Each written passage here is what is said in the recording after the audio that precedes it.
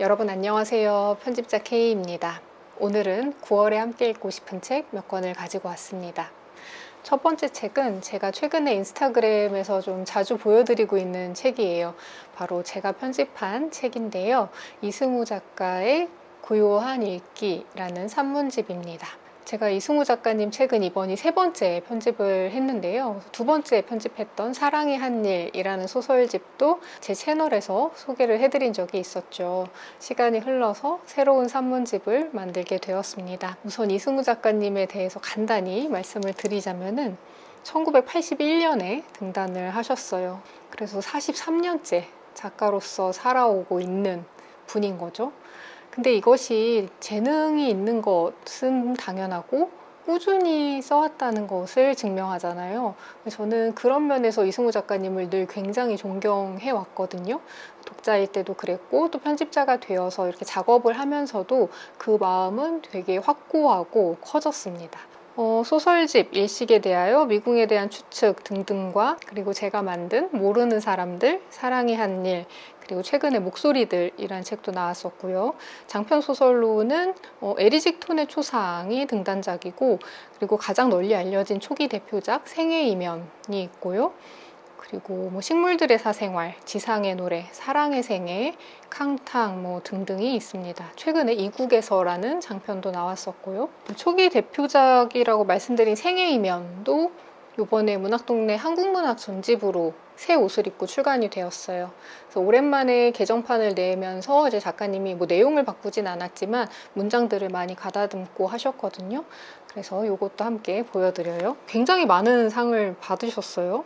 현대문학상, 황순원문학상, 동인문학상, 독립문학상, 이상문학상 등등 프랑스 갈리마르 출판사의 세계문학 시리즈인 폴리오라는 굉장히 유명한 시리즈가 있는데 여기 한국 작가 최초로 작품이 포함이 되었습니다. 식물들의 사생활과 그곳이 어디든 이라는 장편 소설이 포함이 되었어요. 한국에서도 굉장히 마니아층이 분명한 작가이고 그래서 출간이 되면은 일단은 작가의 이름만 보고 그 책이 무슨 책인지 따지지 않고 구매하는 독자분들이 되게 꾸준히 함께 읽어왔죠. 근데 이제 제가 편집자로서 좀 놀라운 것은 작가님이 워낙 오랜 작가 생활을 했기 때문에 초기작부터 꾸준히 따라 읽어온 독자들도 함께 나이를 먹어갔을 거 아니에요. 그랬는데 이제 그 다음 세대의 또 새로운 독자들이 계속 생기고 있다는 것, 팬들이 계속 생기고 젊은 나이대의 팬들이 또 꾸준히 생긴다는 것이 저로서는 굉장히 좀 놀랍고 감명 깊은 부분인 것 같아요. 또 작가님도 그 부분을 굉장히 고맙게 여기고 계시기도 하고요. 고요한 읽기는 무슨 책이냐 하면 제가 작가님께 조금 긴 분량의 산문을 써보시면 좋겠다라고 제안을 드렸어요. 그 내용은 소설가의 읽기, 쓰기, 살기가 담겨 있는 조금 긴 분량의 산문 써보시면 어떻겠냐라고 제안을 드렸고 이제 그것에 응하여서 작가님이 글을 쓰셨죠. 주간문학동네라는 웨브사이트에 연재를 하고 그것을 정리해서 책으로 묶었는데요. 그 연재할 때 제목은 이 낯선 지상에서였는데 이제 책으로 묶으면서는 제가 고요한 읽기라는 제목을 붙였고요. 그리고 표지에 이렇게 하얀 책이 놓여 있어요. 그래서 이렇게 뒤집어 놓여 있기 때문에 이 책이 어떤 내용인지 우린 알 수 없죠. 이 안에 어떤 내용이 숨어 있는가 유심히 좀 들여다보게 되는 작품입니다. 한지민이라는 한국의 그림 작가분의 노인책, 놓여있는 노인책이라는 작품인데요. 제가 평소에 되게 좋아하는 그림이었어서 마침 이 고요한 읽기와 너무 잘 어울린다는 생각이 들어서 이렇게 작업을 하게 되었어요. 그래서 고요한 읽기는 독서 에세이냐라고 물어보시면 그것도 맞습니다. 이승우 작가님이 작가로 살면서 그리고 그 이전에 독자이던 시절부터 꾸준히 좋아했던 작가, 보르헤스나 밀란 쿤데라 같은 좋아했던 문학 작가를 비롯해서 인문사회, 철학, 종교 등등 그 작가가 가지고 있는 고요한 읽기의 목록, 그런 거 되게 궁금하잖아요. 작가는 어떤 책을 읽는가? 그런 것을 좀 들여다볼 수 있는 읽기에 대한 책도 분명히 맞고요. 그리고 작가님이 40년 이상 작가로 살면서 저는 이분의 그 꾸준함을 보면서 소설 쓰기로 인생에 복무하는 작가, 그러니까 인생의 의무를 쓰는 것으로 이행하는 작가 이런 표현을 쓰기도 했었는데 그렇게 쓰는 것에 대해서도 굉장히 좋은 얘기들이 많이 담겨 있어요. 영감이라는 것은 어떻게 오는가, 이야기는 어디서 태어나고 어떻게 끝나는가, 작가는 어떻게 만들어지는가 하는 조금 큰 주제의 이야기들을 이승우 작가님의 문장으로 만날 수 있습니다. 그리고 그런 읽기와 쓰기가 거의 전부인 사람의 살기, 그 사람의 삶은 어떤가를 당연히 들여다볼 수밖에 없죠. 좀 한 문장 한 문장 천천히 읽어나갈 만한, 곱씹을 만한 대목이 많은 그런 책을 찾는 분들에게는 너무너무 추천을 해드릴 수 있는 책이에요. 작가님이 워낙에 이제 읽기를 좋아하는 애서가이자 독자인데, 작가님께 책을 왜 읽냐라고 물어보면은 다시 읽기 위해라고 대답을 하세요. 다시 읽으려면 읽은 게 있어야겠죠? 어떤 얘기인지 책 좋아하시는 분들은 아실 텐데, 이제 그럴 만큼 작가님은 천천히 읽는 것, 그리고 좋은 책, 나의 무언가를 불러일으키는 책을 다시 읽는 것을 굉장히 중요하게 생각하는 분이고, 그래서 내 읽기의 목록, 그 종수를 늘리는 것보다는 읽는 시간을 늘리는 것을 되게 중요하게 생각을 하세요. 그런 것들이 많이 반영되어 있는 산문집입니다. 제가 작가님을 떠올릴 때 생각나는 이미지는 그 채석장에서 돌을 캐는 사람의 이미지가 좀 떠올라요. 혼자 묵묵히 돌을 계속 파내는 거예요. 거기서 파낸 돌을 하나하나 들여다보고 적당한 곳에 놓고 또 파서 또 놓고, 누가 보면 굉장히 반복적이고 지루해 보일 듯한 작업을 묵묵히 계속 하는 사람. 그렇게 돌을 어딘가 놓는 그 작업을 하고, 어느 순간 약간 그 카메라를 뒤로 해서 부감샷으로 보면은 그 돌이 굉장히 생각지 못한 조형미를 갖춘 어떤 건축물처럼 쌓여있는 그런 것을 만드는 사람의 이미지가 좀 떠오르거든요. 그리고 실제로 작가님이 그 산문을 구성하는 문장의 구성도 그래요. 어떤 한 문장이 있고 그 다음 문장이 있고 그 다음 문장이 있고 하는 그 한 문장 한 문장의 밀도가 되게 고민이 많고 정확한 위치에 놓으려고 애쓴 그 흔적들. 그래서 사실 제가 뭐 발췌한 문장들을 SNS에도 많이 올리고 또 많은 분들이 거기에 좋아요도 눌러주시고 하지만, 사실 이승우 작가님 산문의 진가는 그 한 편을 온전히 읽었을 때 정말 드러나요. 그래서 일부분을 발췌해서 보는데도 물론 그 아름다움이나 밀도가 느껴지지만, 한 문장 한 문장이 쌓여서 다다른 곳, 그곳이 불러일으키는 감동이 굉장히 커서 여러분께서 좀 진지하고 사유할 수 있는 산문을 읽어보고 싶으신 분들이라면 꼭 한번 관심을 가져주시면 좋겠습니다. 제가 뒷표지에 이렇게 썼는데, 이렇게 의심 속에서도 믿는 일, 부끄러움 속에서도 쓰는 일, 그의 모든 건 고요한 읽기로부터 시작되었다. 이렇게 의심 속에서도 무언가를 믿고, 부끄러움 속에서도 무언가를 쓰고, 그것을 계속하는 사람. 그리고 밑에는 제가 이 책에 좋았던 부분을 한 대목 발췌를 했는데, 그 발췌문을 읽어볼게요.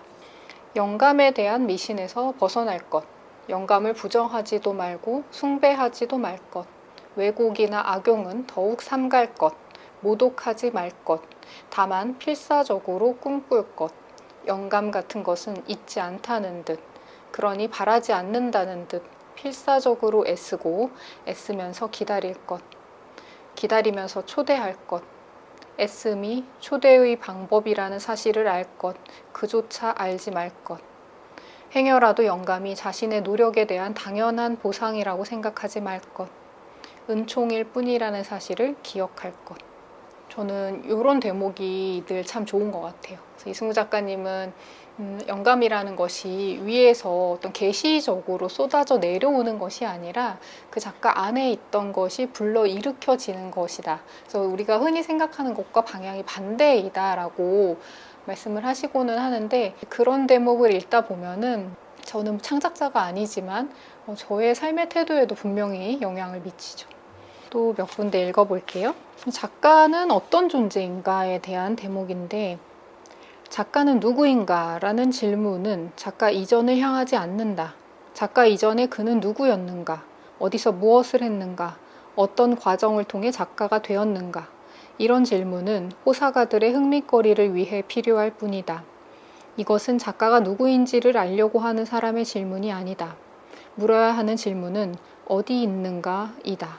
어디서 왔는가가 아니라 어디에 머무는가이다. 이곳에 왔다는 사실이 중요하다. 이곳에 오기 전까지는 온 것이 아니다. 이런 대목들, 굉장히 짧은 문장들이 앞의 문장을 약간 비틀듯 하는 뒤의 문장과 또 그것을 다시 보는 듯한 그 다음 문장, 이런 식의 구조가 되게 이승우 작가님의 되게 시그니처 같은 표현법이고요. 그리고 또 이런 대목, 모든 새로운 것은 꿈꾸는 자들에 의해 세상에 태어났다. 자동차와 텔레비전이 있기 전에 누군가의 꿈속에 있었다. 약자를 보호하고 이웃을 자기 몸처럼 사랑하는 사상이 누군가의 꿈속에 있었다. 그 꿈이 없었다면 우리는 자동차도 텔레비전도 없이, 약자와 이웃에 대한 배려 없이 약육강식의 본능대로 살고 있을 것이다. 우리가 지금 누리는 많은 것이 누군가 꿈꿔서 내놓은 것들이다. 그래서 미래라는 것은 누군가의 꿈속에서 꾸어지는 것이다 하는 거. 그리고 이제 영원에 대한 것. 영원한 사랑은 없다. 영원한 것은 이미 사랑이 아니기 때문이다. 잃어버릴 두려움 없이 사랑할 수 없다. 잃어버릴 두려움이 사랑이기 때문이다. 이렇게 나란히 뒀을 때, 잡아라, 초점. 생애이면 고요한 읽기. 이 두 권의 제목을 나란히 읽었을 때의 느낌이 이승우 작가님과 가장 잘 맞는 것 같아요. 생의 이면을 고요히 읽는 작가다. 두 번째 책은 표지가 엄청 강렬해요. 한승태 작가의 어떤 동사의 멸종입니다. 한승태 작가님의 노동 에세이 세 번째 책이에요. 아시는 분들도 많으시겠죠. 첫 번째 책이 인간의 조건이라는 제목으로 나왔다가 지금은 제목이 퀴닝으로 바뀌었어요. 두 번째 책이 고기로 태어나서 였고, 이번에 어떤 동사의 멸종이 노동 에세이 세 번째 책으로 나왔습니다. 한승태 작가님 책은 저는 사실 그 고기로 태어나서나 인간의 조건 같은 굉장히 묵직한 주제와 제목과 목차만 보고도 읽으려면 정말 마음의 준비가 필요하겠다라는 생각을 많이 했었어요. 이제 그러다가 매번 놓쳤었는데 이번에 드디어 어떤 동사의 멸종이라는 책으로 한승태 작가님의 책을 시작을 했습니다. 너무 인상적인 책이었어요. 작가님이 제목도 그렇고 표지도 그렇고 굉장히 무게감이 느껴지는데 실제 내용도 그런 무게감에 적합한 주제의식과 테마와 내용을 가지고 있고요. 그런데 문장이 정말 의외였어요. 너무 술술 읽히게 잘 쓰시면서 굉장히 유머러스 하시더라고요. 그래서 저는 처음에는 조금 그게 낯설었어요. 이렇게 웃긴 책이었다고? 이렇게 웃긴 사람이었다고 하는 게 좀 낯설었는데 그 유머 코드에 제가 어느 순간 스며들더니 이렇게 쭉 읽어나가게 되더라고요. 부제가 사라지는 직업들의 비망록인데요. 왜 그런 조사 자료 많잖아요. AI가 대체하게 될 인간 직업, 몇십 년 뒤에는 사라질 직업, 이런 예측 자료들이 많이 나오는데 이제 거기 상위권에 있는 직업군 중에 4가지를 한승태 작가님이 직접 경험하고 그 직업의 비망록을 쓰듯이 쓴 책이다라고 보시면 되겠습니다. 이분의 특징이자 대단한 차별점이라고 생각하는 게 이제 그 현장에 직접 내가 있어 보는 것, 거기서 정말 일을 하고 생활을 하고 그 상황 속에서 관찰한 것을 책으로 쓰는, 그래서 단순히 어떤 자료를 통한 취재가 아니라 현장을 직접 경험하는 그런 방식으로 글을 쓰는 것이 인상적인 분인데, 그렇게 해서 이번에 경험한 4가지의 직업은 첫 번째 콜센터 직원, 두 번째는 물류 상하차 작업을 하는 물류회사 직원, 세 번째는 뷔페 주방, 네 번째는 빌딩의 청소 일을 하는 것을 담았습니다. 이 4가지 모두 나중에 기술이 대체할 만한 인간의 직업 상위권에 랭크된 것이라는 공통점이 있어요. 대규모 단종이 예고된 인간의 노동이라는 카메라를 통해 오늘날 한국 사람들의 모습을 담아보려 한다. 인간에게는 특정한 노동을 통해서만 발현되는 희로애락이 있다. 그 노동의 공간 안에서 펼쳐지는 고통과 욕망을, 그것들의 색깔, 냄새, 맛까지 전부 기록하고 싶다. 직업이 사라진다는 것은 생계수단이 사라지는 것만이 아니라 그 노동을 통해 성장하고 완성되어 가던 특정한 종류의 인간 역시 사라지는 것을 뜻하기 때문이다. 이것이 단순히 감상적인 시도만은 아니라고 나는 믿는다. 내가 처음으로 찾아간 곳은 콜센터였다. 콜센터가 내 작가 경력에 남긴 최고의 성취는 오랫동안 고민해온 묘비 문구를 결정짓게 도와준 것이다. 이름 옆에 딱 이렇게만 적을 생각이다. 콜센터가 제일 힘들었다. 이런 갑자기 뜬금없는 되게 강렬한 유머 아닌 유머, 농담 반 진담 반 같은 이런 대목들이 툭툭 나와요. 콜센터가 제일 힘들었다라는 말을 묘비에 적겠다. 너무 이해가 돼요. 콜센터 직원으로서의 경험이 읽는 저를 되게 옥죄더라고요.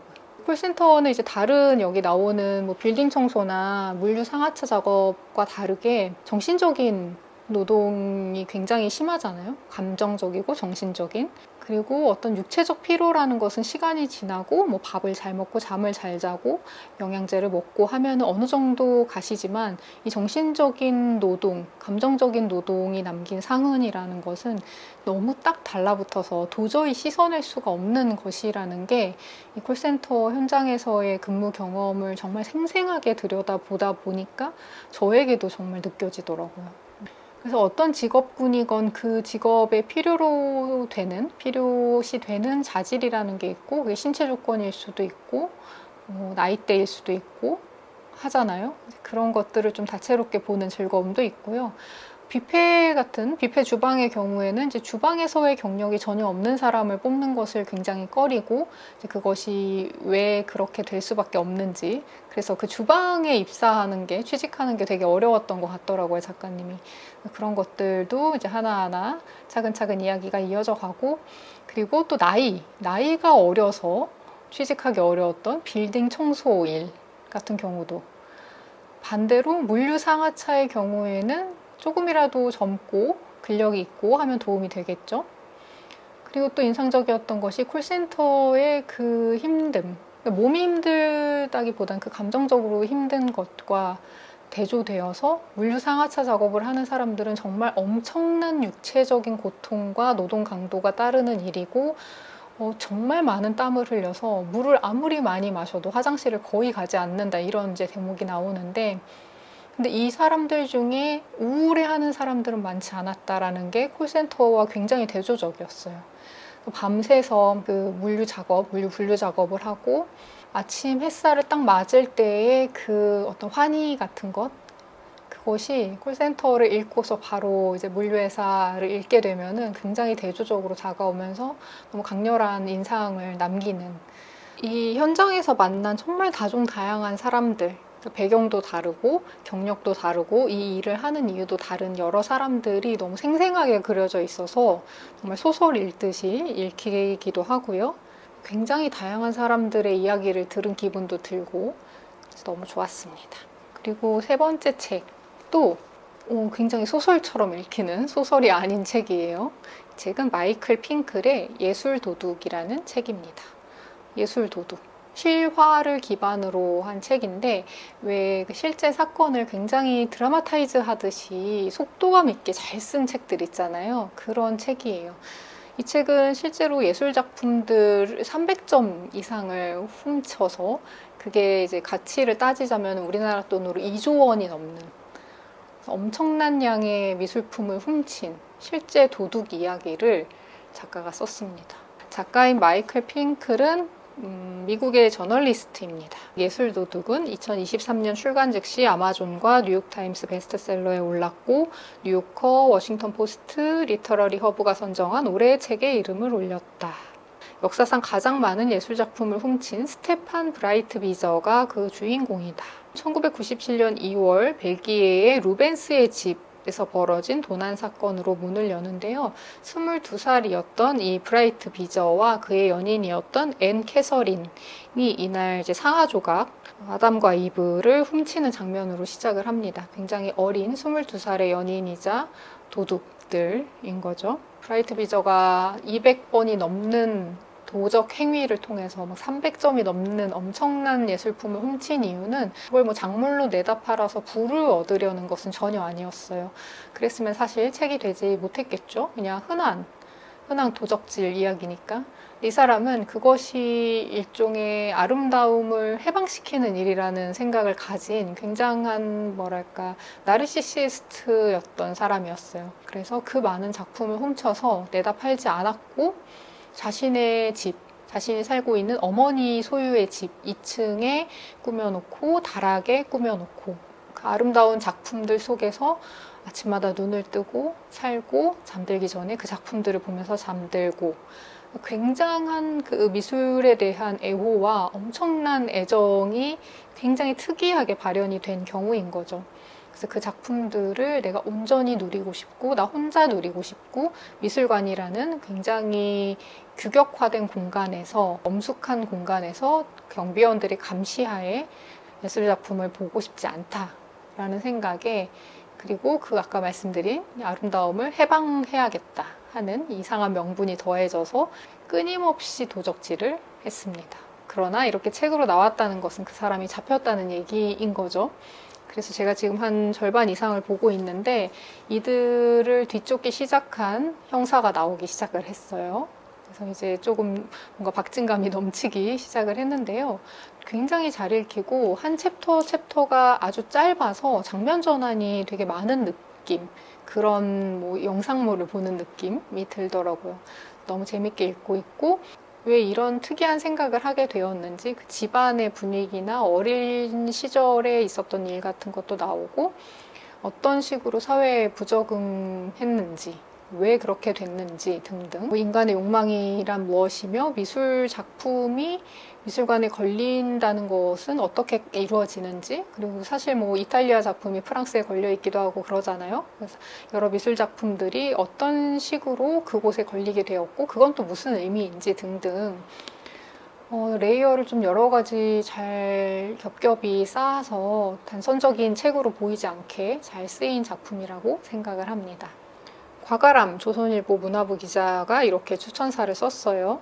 마음의 빈 곳을 채우기 위해 아름다움을 훔치는 도둑의 일대기.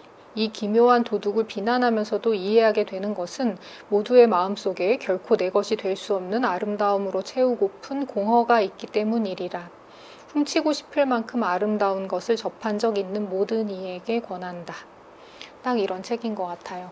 종횡무진하는 도둑들과 그를 쫓는 형사의 이야기가 어떻게 진행될지 궁금합니다. 되게 미스터리적인 요소도 있어서 이번에 추석 연휴에 읽기에도 좋지 않을까라는 생각이 들어서 가지고 왔습니다. 첫 문장은 오늘은 4권을 보여드리려고 해요. 방금 말씀드린 것처럼 추석도 있고 하니까 제가 추석 연휴에 읽으면 정말 좋겠다 싶은 페이지 터너 소설을 발견을 했는데요. 이 책입니다. 옐로우 페이스. 지은이는 RF 쿠앙이에요. 이름이 되게 특이하죠? 96년생 여성 작가입니다. 중국계 미국인 여성 작가예요. 22살에 데뷔를 했는데 첫 소설 양귀비 전쟁으로 네뷸러상, 로커스상, 세계 판타지상 최종 후보에 오르며 화려하게 데뷔를 했어요. 그리고 26살 때는 벌써 4번째 소설을 펴냈는데 그 소설로 뉴욕타임스 베스트셀러 1위에 오른 데 이어서 네뷸러상, 로커스상, 영국 도서상 등을 휩쓸었습니다. 그러니까 엄청 지금 핫한 스타 작가인 거예요. 그리고 옐로우 페이스는 작가가 이렇게 자기가 자기 작품을 자평을 했는데 경쟁이 치열한 출판업계 내의 외로움에 관한 공포소설이라고 자평을 했어요. 아마존 올해의 책, 타임 선정 2023년 꼭 읽어야 할 책 100권 등등 엄청나게 많은 수상과 선정 이력이 띠지에도 보입니다. 책 이렇게 뭐 표지나 제목 봤을 때는 좀 심드렁했는데 내용 소개를 보고 너무 재밌겠는데 하고 집어들었어요. 일단 첫 번째로 출판계 얘기라는 곳이 이제 관계자 입장에서는 마음을 끌었는데요. 문학 출판 게 얘기예요. 그래서 한국과는 조금 실정이 다른 부분도 있지만 기본적으로 작동 원리는 비슷하죠. 그래서 어떤 작가를 어떻게 발굴해서 어떤 방식으로 스타 작가를 만드는가에 대한 이야기이기 때문에 문학 출판 혹은 문학책 좋아하시는 분들은 저처럼 흥미롭게 읽으실 수 있을 것 같습니다. 첫 문장은 이렇게 시작을 해요. 내가 아테나 리우의 죽음을 지켜보았던 그날 밤, 우리는 아테나가 넷플릭스와의 계약에 성공한 것을 축하하던 중이었다. 그래서 아테나 리우라는 이 쿠앙 작가처럼 중국계 미국인인 작가가 있는데 그 작가의 죽음으로 시작하고 넷플릭스에서 계약할 만큼 화제성이 있는 작가라는 것을 알 수 있죠. 그리고 이제 뒤이은 내용을 보면은 말 그대로 스타 작가예요, 이 아테나가. 그래서 작품마다 굉장히 주목을 받고 엄청난 판매고를 올리고 굉장히 아름다운 외모로, 신비로운 외모로 독자들을 사로잡는 말 그대로 스타 작가이고, 이 아테나의 친구이자 화자인 준이라는 작가가 나오는데, 이 준은 역시 작가이지만 그렇게 주목받지는 못한 작가예요. 50군데에서 거절을 당하고 자기 책이 드디어 출간을 하게 되었는데 초판 부수가 예정했던 것의 절반으로 깎여 나가고 그나마도 많이 팔리지 않고, 그래서 다음 작품을 출간할 수 있을지 요원한, 근데 이제 바로 옆에서 친구가 엄청난 성공을 하는 것을 지켜볼 수밖에 없는 그런 화자의 이야기입니다. 근데 뭐 스포가 아닌 것이 아테나라는 스타 작가가 죽는 장면으로 시작을 했잖아요. 아테나가 이 준이라는 화자의 눈앞에서 어떤 이유로 죽게 되었고, 그 죽은 아테나 옆에는 아테나가 이제 막 탈고한 엄청난 분량의 장편소설 원고가 있습니다. 예상하시겠죠? 그래서 이 준이라는 화자는 그 원고를 훔쳐서 자기 것으로 발간을 해요. 그러면서 이제 이야기가 시작이 됩니다.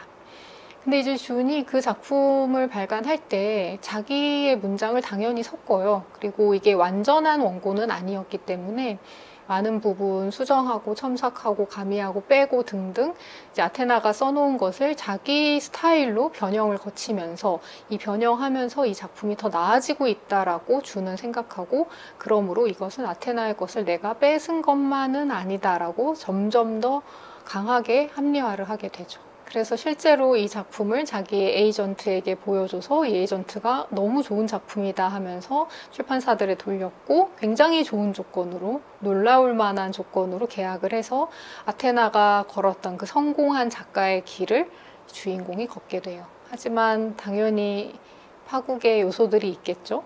그걸 지켜보는 게 너무 재미있는데, 여러 가지 요소 중에 하나는 그 아테나는 중국계 미국인이라는 정체성을 가진 작가죠. 근데 이 소설, 이 문제의 소설은 제목이 최후의 전선인데 역사 소설이자 전쟁 소설이에요.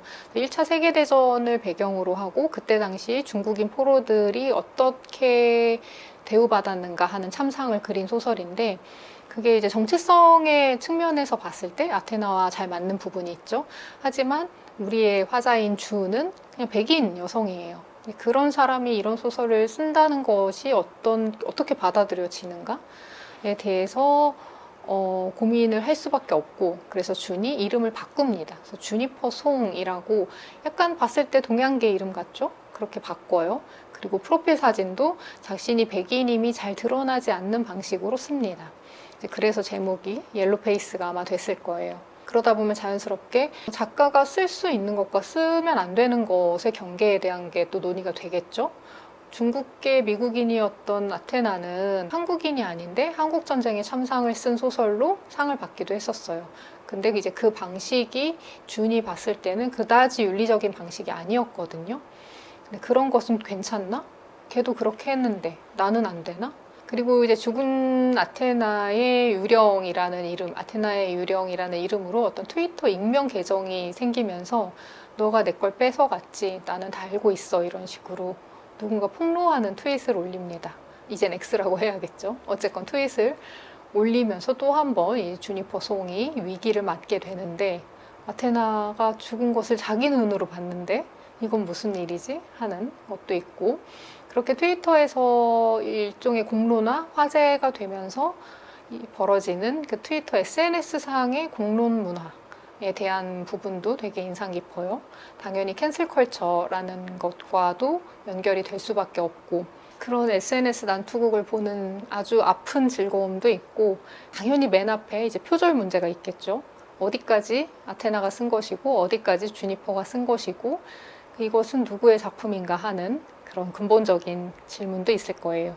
그리고 제가 초반에 말씀드린 것처럼 이 출판 산업이라는 것, 이 산업 구조 안에서의 누군가 느끼는 외로움과 누군가 느끼는 성취감과 그것이 어떻게 만들어지는가, 어떻게 작동되는가 하는 것들을 보는 재미가 있습니다. 근데 무엇보다 너무 재미있어요. 정말 재밌어서 이게 그렇게 얇지 않거든요. 지금 400쪽이 넘는 책인데 제가 어제 시작해서 어제 그냥 다 읽었어요. 밥 먹고 읽고 잠깐 쉬다가 읽고 그렇게 한 번에 다 하루 만에 몰아서 읽은 장편 소설입니다. 스릴러와 미스터리 요소가 중간중간 있으면서 너무 요즘 이야기라서 정말 잘 읽히더라고요. 뒤에 이렇게 써 있네요. 출판 산업과 문화 전쟁의 최전선에서 벌어지는 우정과 배신, 창조와 표절, 예술의 상품화, 인종차별과 역차별, 문화 착취, SNS 악플 전쟁, 캔슬 컬처에 관한 안전벨트 없는 롤러코스터. 정말. 그리고 스티븐 킹이 이렇게 말을 했대요. 범죄, 풍자, 공포, 편집증, 문화적 전유, 소셜미디어의 홍수까지. 그러나 무엇보다 엄청난 이야기다. 일단 책을 들면 내려놓기 힘들고 잊어버리기는 더욱 힘들다. 잘 넘어가는 소설 읽고 싶으신 분께는 권해드립니다. 여러분, 이 중에 마음에 드는 책이 한 권쯤 있으셨길 바라며 저는 그러면 다음 영상에서 다시 찾아뵙겠습니다. 여러분 추석 잘 보내시고요. 또 만나요. 안녕.